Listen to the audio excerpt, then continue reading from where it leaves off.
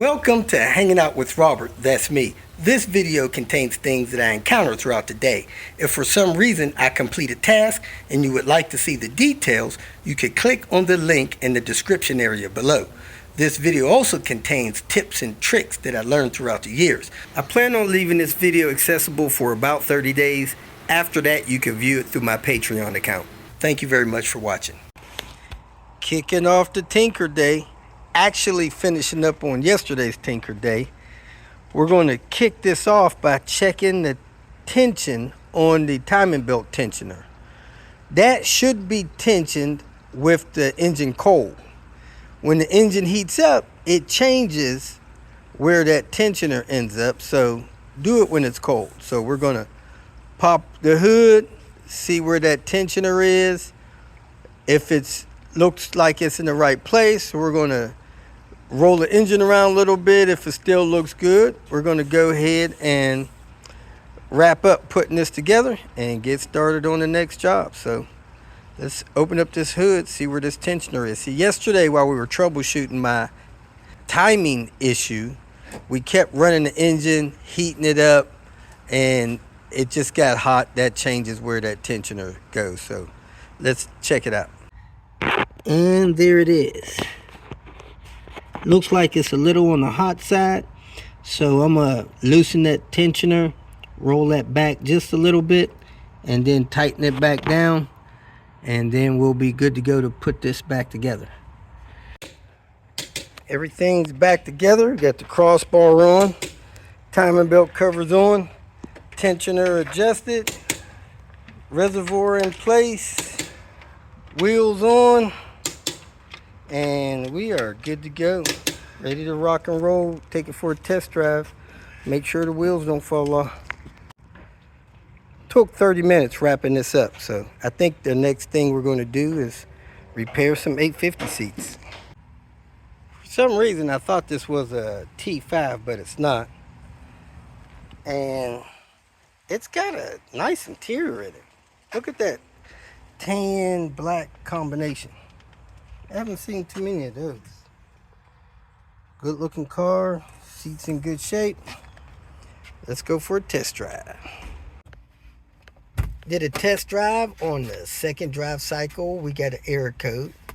Timing's probably still off a little bit, so car drove great, but got to get rid of that code. So let's go ahead and scan it with Vita. Battery may be a little weak, but 12.2 is not bad. Doing the fault trace, trying to see what codes it's going to show me. CEM is red. Communication with the control module signal missing. Then it's got these. Let me check delivery. So here is the fault codes. Camshaft position, exhaust is high. That makes me think it's advanced, so I'm going to retard that a tooth with the adjustments in the hub and see how that works out. But those are the other codes there. I'm not going to worry about those, but I'm going to clear these after I adjust the cams, and I'm going to do that after the engine cools off a little bit. Man, he does a decent job redoing his wheels. They're all black. He likes them dark. And we're going to check the driver's seat on this, maybe adjust the recliner. It appears that the recline function works in this, but it only goes up so far, like at that angle. So it goes down, and it may go all the way down into the lay down position. But when you come up, it stops short of coming too far up. Well, in that situation, see how far that thing's laid down? It might even be, nope, it's not on the seat, but it's laid down pretty far. And it stopped there. Now when you come up, it'll come up, look like somebody's had this seat apart. So maybe this recliner was fixed, but it has a calibration where it doesn't come up as far as some people like. It stops there, so you go up again, and it inches up couple centimeters each time. Well, if you keep doing this until you get to a far up position that you would want, it'll reset to that position. So let's keep on going up to where it seems kind of almost straight, and then run it down and back up to make sure it comes up as far as they would want it to. Let's see here.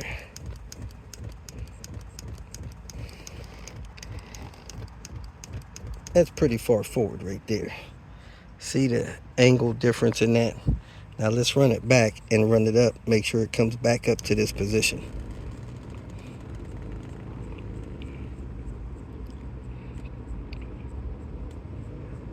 Now that's probably too far back to drive, and that's pretty far back to lay down in it.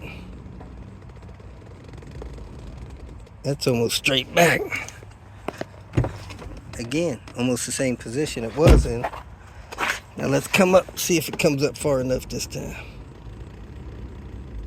But I don't think we have a cable issue here. I think we had an adjustment issue.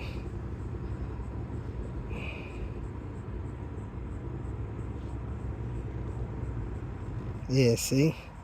Came up further this time. Not as far as we wanted to, but I don't think messing with the cable is going to fix that.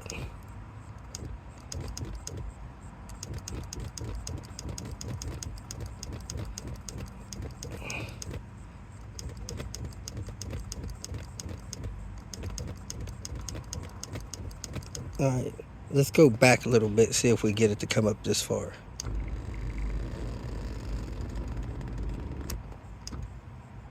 Oh, it wants to remember that memory. Alright, let's bring it up and then set a memory on it. See if a memory setting will help offset that.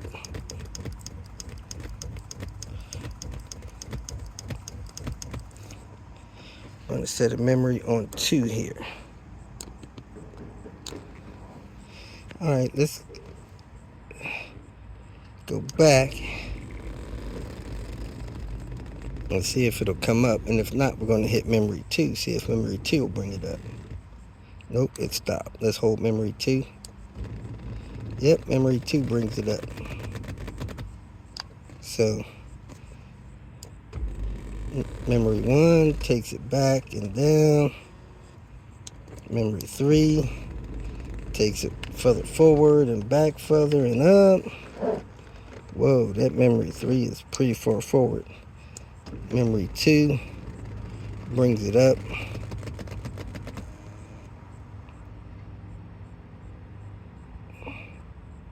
To there.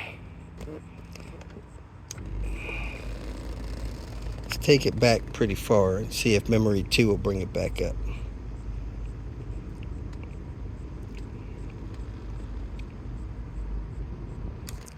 Hold memory 2.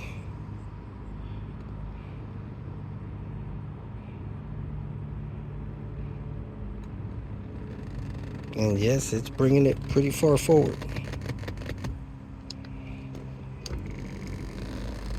But it won't with the recline button.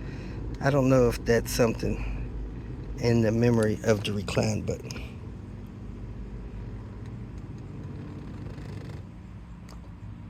Alright, brought it up a little bit, but not that much. So I really think there's something in the memory of that control button that's off cue that's causing that not to bring this seat back up as far as it should. He has another controller, so we're going to plug it in and see if it'll move this seat better than the one that's in there. Well, we swapped the controller out and the seat does the same thing. For some reason, it doesn't like going no more forward than that position unless you use a memory feature or you tap the seat several times to make it fold forward, recline forward. So not really sure what's going on with that, but that's where we're going to leave it. This is not cooled off that much, but let me see if I can get that timing belt cover off to make this hub adjustment and clear these codes. Okay, let's pull these timing belt covers and adjust this timing on this exhaust cam. One tooth retard, because it says high. I assume that's advanced. All right, so I stuck a T55 in there, turned that back, tighten those screws back down, and we're going to clear the codes, take it for a test drive. Clear the codes, going to take it for a drive, see how everything turns out. Let me grab my glasses. Next, we were considering servicing this Haldex unit in this S60 all-wheel drive. An FCP video said that if you jack the rear of the car up and the wheels spin freely in park, that your system is likely bad, which means your pump is bad. Now, I just went under the car and tried to spin the drive shaft. The drive shaft would not spin. So the primary two problems you have with the all-wheel drive system with these vehicles is, one, the collar sleeve between the angle gear and the transmission strips out, and then you need to replace that collar sleeve in order to get your all-wheel drive system functioning again. And the other thing is the Haldex pump goes out, and if that happens, you have to replace the Haldex pump. Now, first thing you want to do is get under the car and try to spin that drive shaft with your hand. If you could turn that with your hand, 90% of the time, your collar is stripped out between your angle gear and your transmission. The other thing you do to see if it's working, according to FCP, is you jack the rear of the car up, and if these tires spin, your pump's bad. So both wheels are spinning independently. This car seems like front wheel drive, but we're going to go ahead and verify it by lifting the whole car up and putting the car in gear and see if the wheels spin. So let's go ahead and get the other two jack stands installed. Now, if your system is not functioning, you got to fix what's broke. It's a waste of time servicing a system if the system's broke. So if you need a pump, change the pump. If you need a collar, change the collar. But this collar seems fine. We're going to check to see if the pump's any good by putting the front wheels on the jack stands as well as the back, starting the car, putting it in gear. All four tires are off the ground. These back tires seem like they're independent. Front tires are open diffed. Is that one turning over there? Yeah. Frontwards or backwards? Backwards. Yep, open diff. All right, he's gonna start the car, shift it in gear, and release the brake. Shift it in drive, release the brake. Yep, only front wheels turning. We didn't have no all-wheel drive. All right, hit the brake. Close the door. I'm gonna try to hold this. All right, shift it in drive, no gas. You're in drive? Drive? Let off the brake. Oh, let off the brake. Yeah. See, the front wheel turn, but the back wheel doesn't. The pump's bad. So you have to get that pump replaced. No reason to service this with that not working properly. Hit the gas a little gently. Let me check, make sure the other one's not turning. Nope, the other one's not turning either. Okay, you can kill it. Needs a pump. The moral of the story, if your all-wheel drive works, service that Haldex system. Every FCP recommends 30, 40,000 miles, 50,000 kilometers, so that it'll stay working. Other than that, your pump goes out, you need to replace it. Ending the day, we're going to remark these cam sprockets. Since I moved those cams 2 tooth forward, I need to remark them with the cut under the cover for when the next guy comes through, he won't have issues finding the mark. So I'm going to get a file and file them in there. I'm going to mark it and then file it. And then when somebody comes through the timing behind me, they'll see my new marks and use those. All right, we got it all done. Timing the line, marked, and buttoned up. Got to put our tools away and call it a day. If you feel that this information was useful, please like it and share it with your social media friends. You can subscribe to my channel so that you will get notifications of future videos that I post. You can follow me on Twitter, and if you need to contact me directly, please visit my website.